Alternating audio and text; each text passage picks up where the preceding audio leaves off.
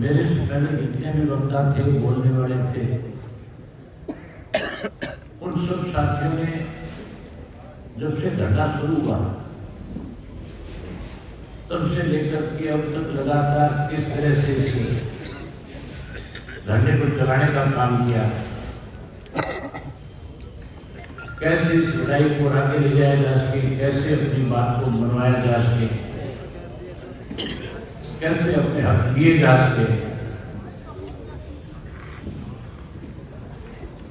इन सब बातों में बहुत सी सारी चर्चाएं हुई। अगर मैं उन्हीं बातों को दोहराऊंगा तो बहुत लंबा समय लग जाएगा।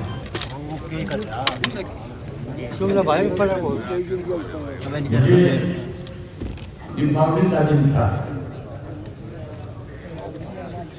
और आपके इस धरने के साथी ने भारत में जाकर के मुझे कहा कि हमारे शामली और आसपास के किसान का जो गन्ना है उसकी पेमेंट नहीं हो रही। पिछले साल की पेमेंट बकाया है और नए साल से भी गन्ना हमारे से उधार में लेना चाहते हैं। उन्होंने कहा कि हम आपको चाहते हैं कि आप उस धरने पे आएंगे। हालांकि हमारे साथ स्टेट राजस्थान जो है वहां पे विधानसभा के चुनाव हो रहे हैं।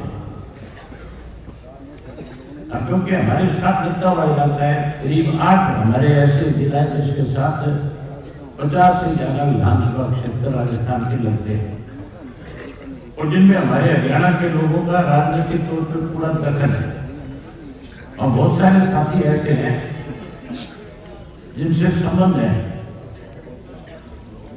जो कांग्रेस और भाजपा दोनों के खिलाफ लड़ रहे हैं। मुझे उनके आमंत्रण पे जाना था, लेकिन जब मुझे ये बताया गया कि 88 दिन हो जाएंगे 17 तारीख को और सरकार की तरफ से हमारी किसी बात को सुना नहीं जा रहा, कोई प्रशासन की तरफ से अधिकारी आकर के बात नहीं कर रहा, कोई आश्वासन नहीं दे रहा, कैसे पिछला बकाया मिलेगा, कैसे नई पेमेंट होगी, इसके बारे में भी लोगों के बीच में जो है बहुत परेशानी इन सब चीजों को लेकर। मैंने उनसे कहा कि आप निश्चित रहो, मैं एक दिन का समय जरूर निकालूंगा, आऊंगा और आकर के आपको न केवल समर्थन देंगे बल्कि आपकी लड़ाई कैसे लड़ी जाए, जो जिम्मेवारी आप हमारी लगाओगे उसको भी निभाने का काम चौधरी अभय सिंह चौटाला। साथियों, किसान जो है वो बेवजह जाकर के किसी धरने में या किसी प्रदर्शन में हिस्सा नहीं होता, उसके पास फुर्सत नहीं है, क्योंकि वो तो बिजाई से लेके कढ़ाई कटाई बेचने तक, नई फसल की तैयारी तक 24 घंटे अपने खेत में व्यस्त है। ना बेवजह वो किसी चीज को लेकर के किसी को जाकर के परेशान करता है। किसान को सम्मान के साथ आगे बढ़ना चाहता है। मैंने अनेक ऐसे आंदोलन देखे अपनी जिंदगी में कि जहां किसान अपने हकों की लड़ाई लड़ रहे थे और उनके साथ सरकार जांच नहीं करती, लेकिन किसान ने कभी भी किसी भी आंदोलन को जब शुरू किया, किसी हक की लड़ाई लड़नी शुरू की, तो उसने फिर पीछे मुड़ करके नहीं देखा। उसने तब तक उस लड़ाई को लड़ा जब तक उसके साथ न्याय नहीं हो गया।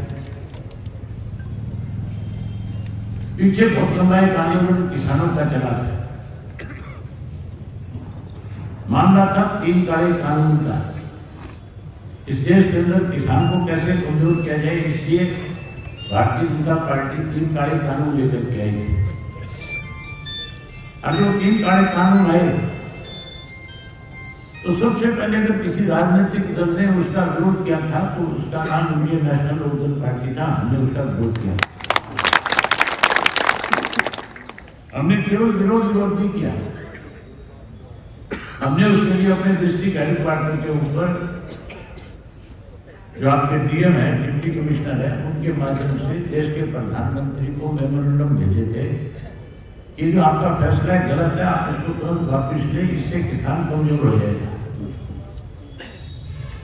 उसी दौरान जो है अलग अलग किसान नेता जो देश के थे उन्होंने उस लड़ाई को लड़ना शुरू कर दिया। इसकी शुरुआत पंजाब से हुई। पहले पंजाब के अंदर रेलें रोकी गई, सड़कें रोकी गई, पंजाब को बंद किया गया और फिर पंजाब के किसान ने हरियाणा के किसान नेताओं के साथ बैठ करके फैसला किया। उसके साथ आपके टिकैत साहब भी थे। उन सब ने फैसला किया कि अब हमें दिल्ली का घेराव करना चाहिए। जब तक दिल्ली का घेराव नहीं करेंगे देश के प्रधानमंत्री को हमारी बात समझ में नहीं आई। और मुझे याद है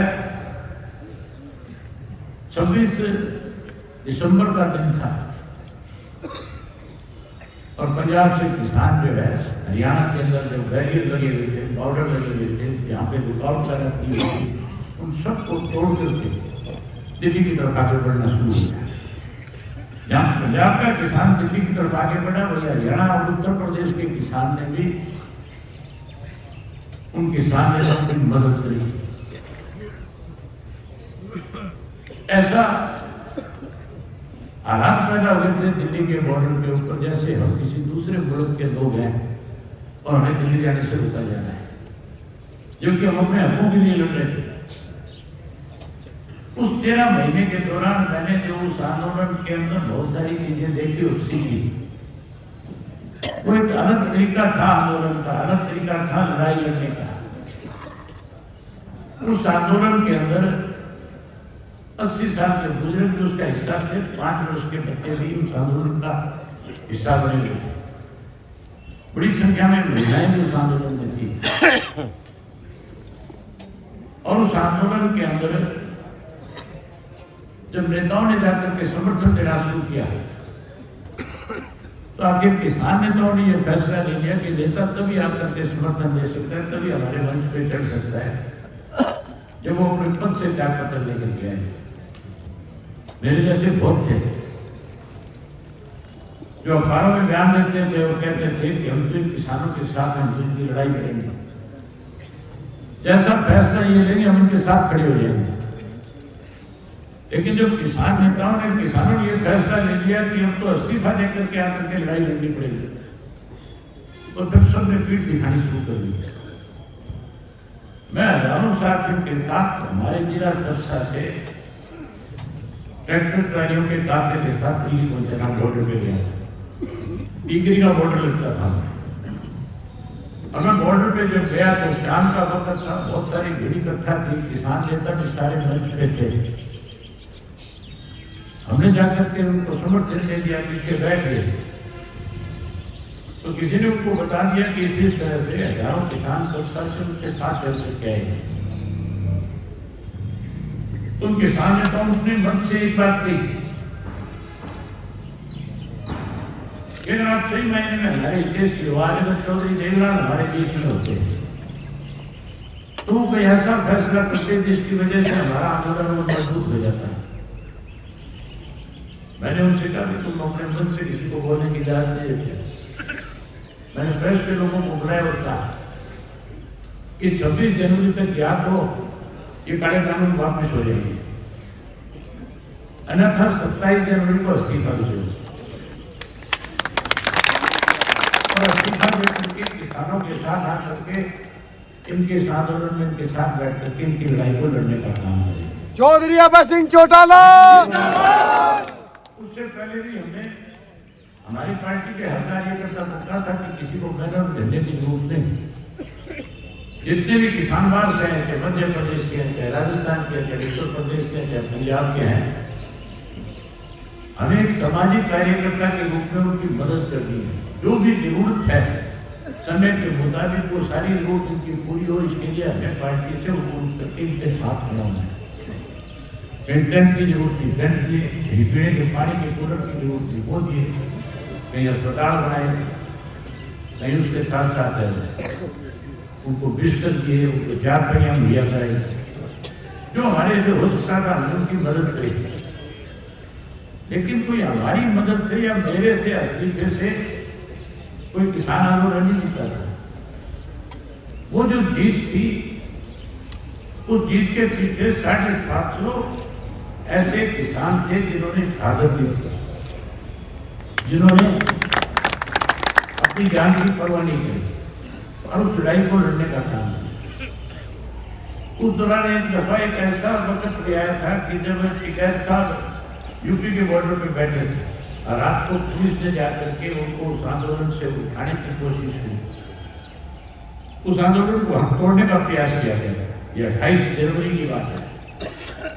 और मुझे जब पता लगा कि इस तरह का वाक्य हो रहा है, जब सोशल मीडिया पे सारी चीजें देखी, तो हमने उसी वक्त शिकायत साहब से बात करी। उनसे कहा कि आप हिलना मत, हम रातों रात चल करके आपके पास पहुंचेंगे, हजारों किसान हरियाणा से आएगा और आपकी इस लड़ाई में आपके साथ खड़ा होगा।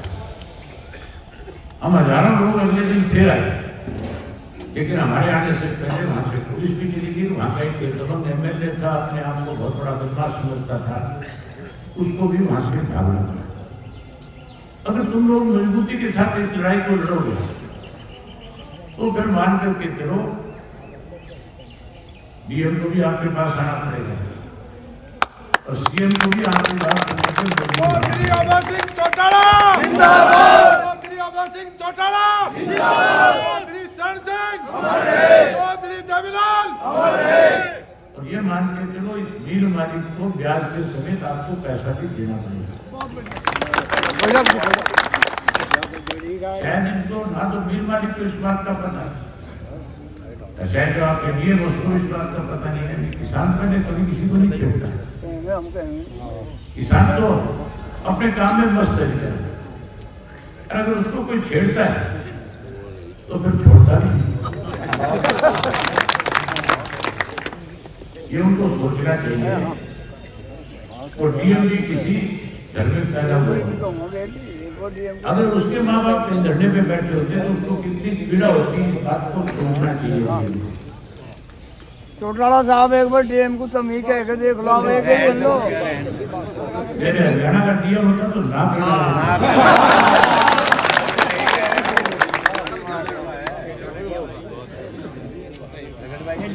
मैं बात करूंगा आपके गन्ना मंत्री से भी, आपके चीफ मिनिस्टर से भी,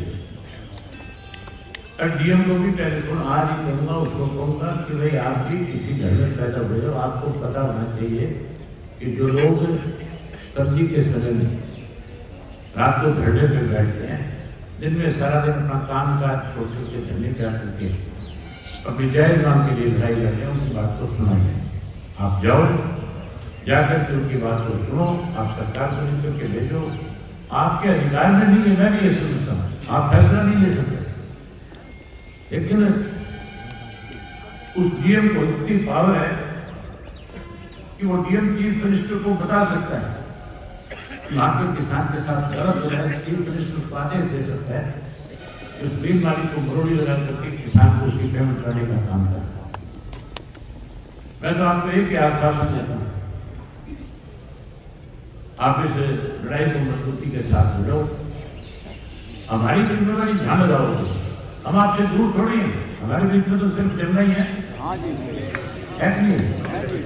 हम तो उस वक्त भी आया करते थे जब जमुना पे पुल भी हुआ करते थे। चौधरी देवीलाल आपके बीच में बहुत आए कि नहीं आए? तो पुल भी नहीं थे और साधन भी नहीं थे, बहुत कम साधन होते थे, किश्तियों में बैठ कर। मैं भी सोनीपत पे पढ़ा हूँ, बात तो कई दफा गया हूँ, किश्ती में बैठ कर ट्रांसफार्मर भी दिए थे। चीफ मिनिस्टर होते हुए चौधरी देवीलाल ने तो जब आपके यहाँ पे बिजली की किल्लत आ गई थी, सरकार ट्रांसफार्मर भी दे रही थी, हजारों की संख्या में ट्रांसफार्मर आपको दे करके आपके साथ खड़ी है। अब तो पुल बन गए, अब तो साधन भी बहुत हो गए। आप जो जिम्मेवारी हमारी लगाओगे, रातों रात हजारों की संख्या में आपके साथ आकर के खड़े हो जाएंगे।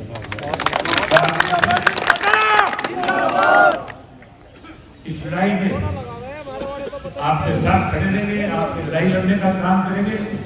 और आपको आश्वासन फिर दिलाता हूँ कि मैं गन्ना मंत्री मेरा जानने वाला है लक्ष्मी नारायण जी, बोले तो नहीं है कोई लंबा चौड़ा लिखा, लेकिन फिर भी ये याद जरूर कराऊंगा कि किसान के घर में पैदावार किसान धरने पे बैठा तेरी जिम्मेदारी बनती है कि तो उस किसान की बात को सुन और उनके समाधान, उनके गन्ने की पेमेंट का समाधान कराने का काम करें। आपको एक बार फिर इस बात के लिए बधाई देता हूं कि आप पिछले 88 दिन से लगातार इस लड़ाई को लड़ रहे हो। 88 दिन नहीं, जैसे 13 महीने लड़ाई लड़ रहे थे, देश के प्रधानमंत्री को मजबूर किया और देश के प्रधानमंत्री को माफी मांगनी पड़ी थी कि कानून मैंने गलत बना दिया। आज भी आप अपने हकों के लिए लड़ रहे हो, आप कोई भीख नहीं मांग रहे हो, प्राप्त नहीं मांग रहे हो, आप अपने अधिकार मांग रहे हो। और चौधरी ओम का एक बात हमेशा कहते हैं कि अधिकार मांगने से नहीं मिलते, अधिकार तो छीने जाते हैं। अगर ये आपके लड़ने से इनकी सरकार को समझ नहीं आएगी तो फिर जो फैसला करोगे हम आपके साथ होंगे। आपने मेरी बात सुनी, आपने मुझे बुलाया, मुझे मान सम्मान दिया, आपका बहुत धन्यवाद। जय हिंद, जय भारत, जय जवान, जय हिंद।